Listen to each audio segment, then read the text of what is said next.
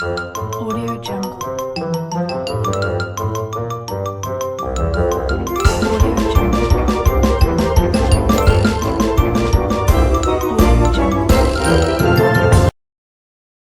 ये क्या मानसी, तू अभी तक तैयार नहीं हुई? माँ, आप तो जानती हैं ना, 4 महीने बाद मेरी आर्मी के सिलेक्शन के लिए एग्जाम है। मैं उसी की तैयारी कर रही हूँ। मानसी, तू क्या पागल हो गई है?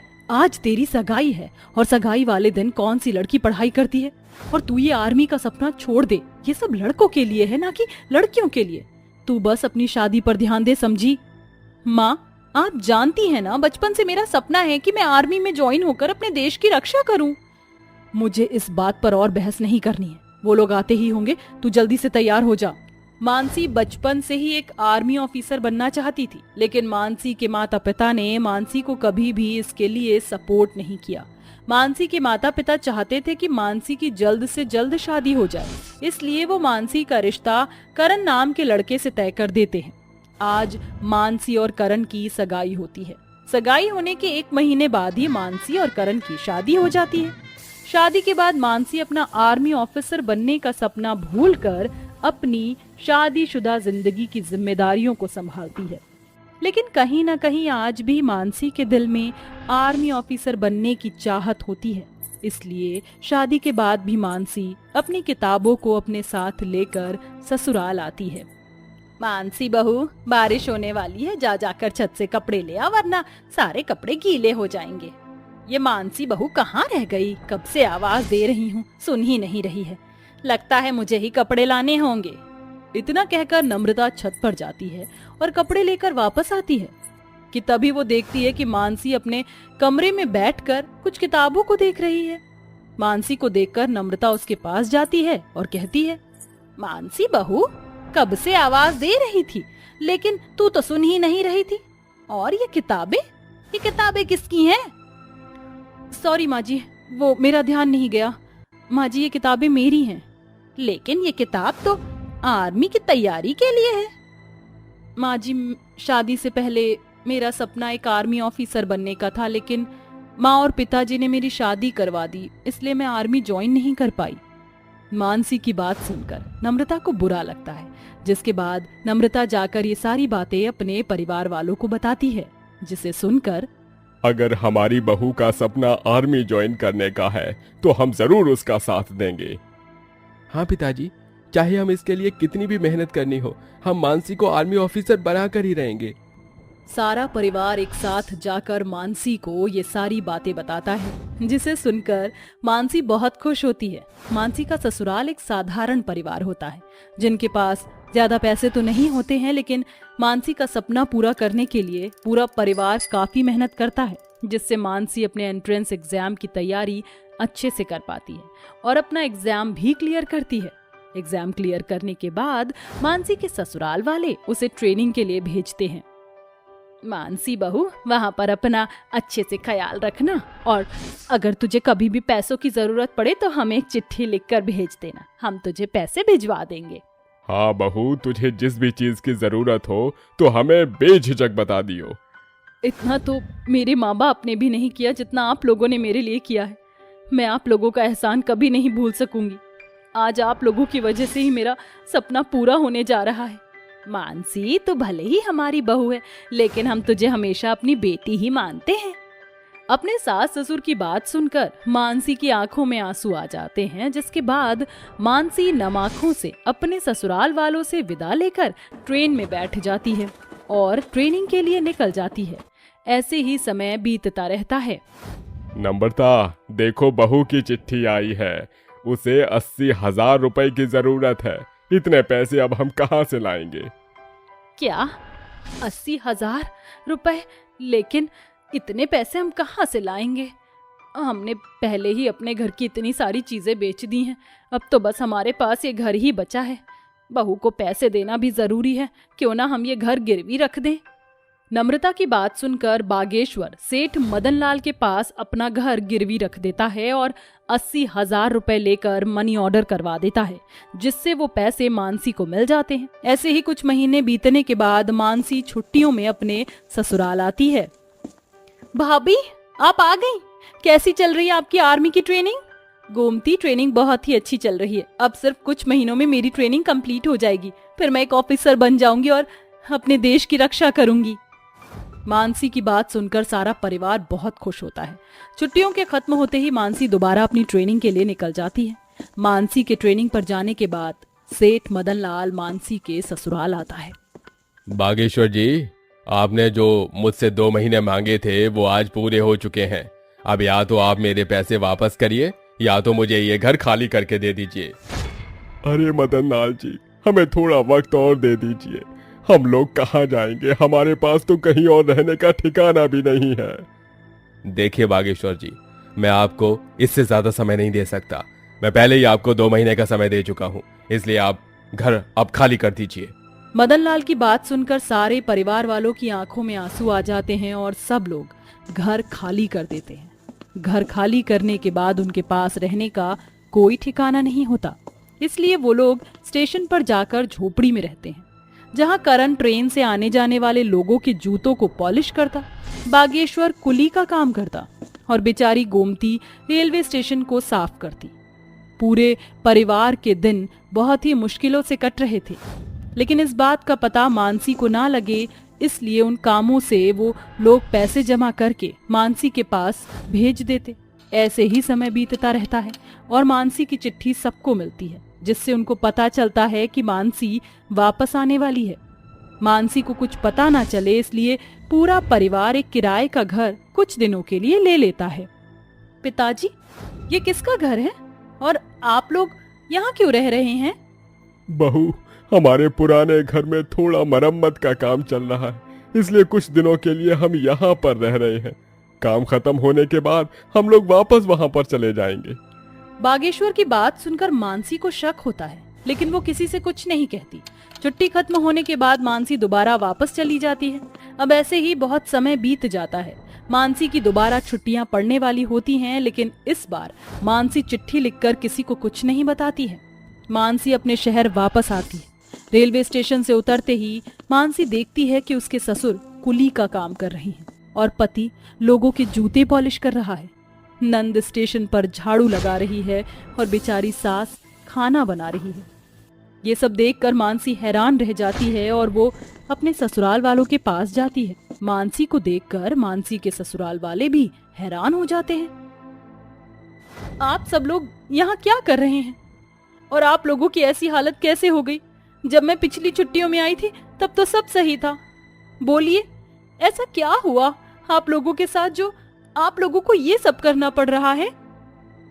मानसी के पूछने पर सभी परिवार वालों की आंखों में आंसू आ जाते हैं और सब सारी बातें मानसी को बता देते हैं, जिसे सुनकर मानसी की आंखों में भी आंसू आ जाते हैं। आप लोगों ने मेरे लिए इतना सब कुछ किया, वो भी मुझे बिना बताए। मैं बहुत खुश नसीब हूँ जो मुझे इतना अच्छा ससुराल मिला। माँ जी, पिताजी, मुझे माफ कर दीजिए। मेरी वजह से आप लोगों को इतनी तकलीफ उठानी पड़ी। ये तो कैसी बातें कर रही है? मैंने तुझे पहले ही कहा था ना कि तू मेरी बेटी जैसी है। एक माँ बाप अपनी बेटी के लिए नहीं करेंगे तो किसके लिए करेंगे? हमें खुशी है कि तेरा सपना पूरा हुआ और तू ऑफिसर बन गई। नम्रता और मानसी की बात सुनकर सभी की आंखों में आंसू आ जाते हैं, जिसके बाद मानसी अपने ससुराल वालों के लिए किराए का घर खरीदती है और अपने पति और सास ससुर को एक राशन की दुकान खोल कर देती है, जिससे वो लोग एक अच्छी खासी कमाई करते हैं। मानसी हर छुट्टियों में अपने ससुराल आया करती और सब लोग मिलकर एक साथ खुशी खुशी रहते हैं। आज मानसी का आर्मी ज्वाइन करने का सपना उसके ससुराल वालों की वजह से ही पूरा होता है, जिसकी वजह से वो बहुत खुश होती है। सरला एक गरीब विधवा माँ थी जो बड़ी मुश्किल से अपनी दोनों बेटियों अवनी और श्रद्धा को पाल रही थी। हाल ही में उसे एक फैक्ट्री से झूठे इल्जाम में निकाल दिया, जिसके बाद उसके खाने पीने का खर्चा बड़ी मुश्किल से चल रहा था।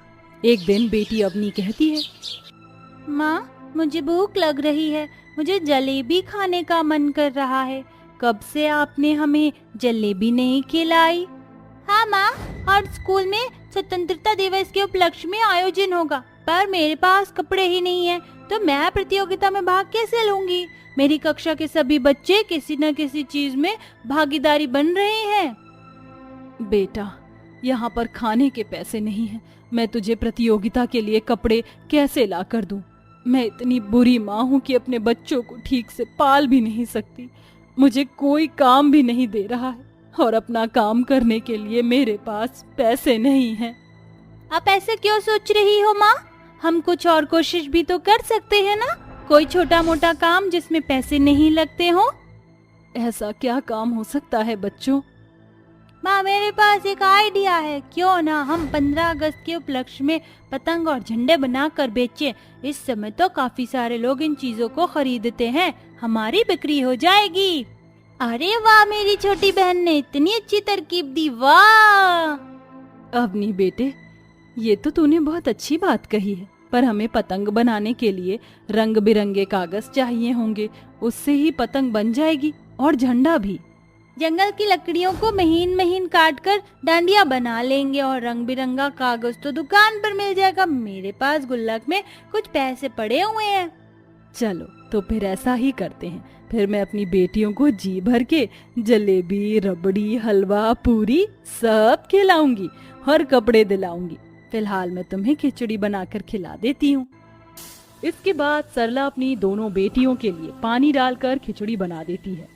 रूखा सूखा जैसा होता है खा लेते हैं। उसके बाद तीनों माँ बेटियां जंगल जाकर बारीक लकड़ी को ढूंढकर शाम तक काट छांट करके पतंग की सीक तैयार कर लेती हैं। फिर अगले दिन तीनों मिलकर रंग बिरंगे सुंदर सुंदर पतंग बनाकर अलग से मांझा लेकर सस्ते दाम में रेड़ी पर बेचने लगती हैं। आइए आइए, सुंदर सुंदर पतंग लीजिए, सिर्फ 5 रुपए की एक पतंग, 5 रुपए की एक पतंग। आइए आइए, 15 अगस्त के लिए झंडे भी लीजिए, सिर्फ 2 रुपए का एक, 2 रुपए का एक। आइए आइए, हमारे पास बहुत सस्ती और रंग बिरंगी पतंग है और तिरंगे झंडे भी। अरे वाह, आपकी दुकान पर तो बहुत सुंदर पतंग है। ऐसा कीजिए, मुझे 4 पतंग दे दीजिए और झंडा भी। देखकर ऐसा लगता है कि हाथों से बनाया हो। आपने बिल्कुल ठीक पहचाना भाई साहब, ये हमने हाथों से बनाया है, बल्कि मेरी दोनों बेटियों ने मेरी मदद की है। अरे वाह, ये तो बहुत अच्छी बात कही आपने। मेरी भी इनकी तरह 2 छोटी बच्चियां हैं। अंकल अंकल, ये लीजिए आपकी तिरंगा पतंग। अगर आपको हमसे और भी सस्ती पसंद चाहिए हो तो आप आ जाना। हाँ हाँ बच्चों, बिल्कुल, ये लीजिए आपके पैसे। आसपास तो कहीं भी पतंग नहीं मिल रही। अच्छा हुआ मुझे आपकी दुकान दिख गई। मुझे भी पतंग दे दीजिए और अच्छा वाला मांझा भी। बिल्कुल बिल्कुल, ये लीजिए।